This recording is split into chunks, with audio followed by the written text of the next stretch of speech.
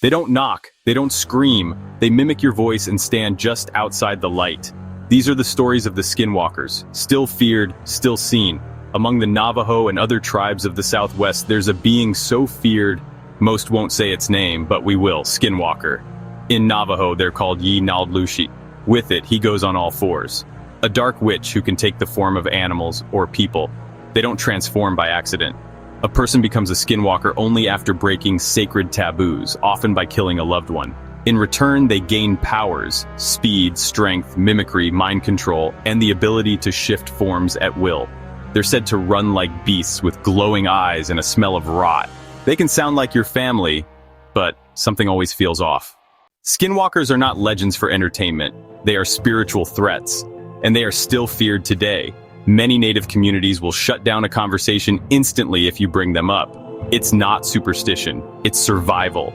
Children are warned not to whistle at night, not to go outside after dark, not to respond to voices in the woods. Modern sightings are still reported. Tall figures running beside cars, animals with human eyes, voices calling from tree lines. Sometimes people hear their name whispered from the shadows, spoken in a voice that sounds familiar, but wrong. And then there's the place where all these reports converge. Skinwalker Ranch. Located in Utah's Uinta Basin, Skinwalker Ranch has been home to decades of sightings, mutilations, and unexplained events.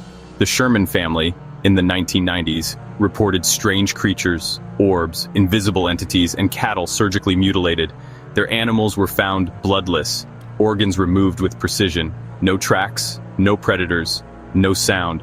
They described creatures with glowing red eyes, able to shrug off bullets and vanish at will.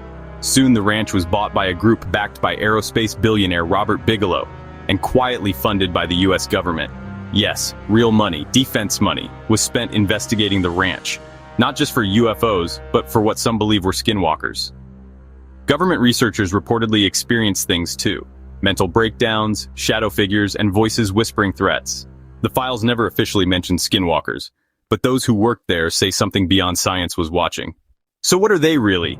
Shape-shifting witches? Interdimensional beings? Spirits wearing flesh? Some believe skinwalkers are ancient entities bound to sacred lands and awakened by disrespect, greed, or desecration. Others believe they are purely spiritual, living metaphors for what happens when humanity breaks its deepest laws. But even now, people keep seeing them, especially in places where the land remembers. They don't need to chase you, they need you to doubt. To look once, then again, then wish you hadn't. Some say mocking them draws their attention, that even saying their name can invite a visit. Maybe that's why the people who know say nothing at all. The silence isn't fear of fiction, it's respect for the real. Skinwalkers aren't about blood and claws. They're about crossing the line between human and something else. And once you cross it, there's no coming back. They walk in two worlds. They borrow faces, they feed on fear. Not every mystery needs a camera. Some were never meant to be filmed, just felt. You don't need to believe, you just need to listen. Subscribe for more legends, warnings, and stories you shouldn't say out loud. Twilight Truths, where some shadows walk on two legs.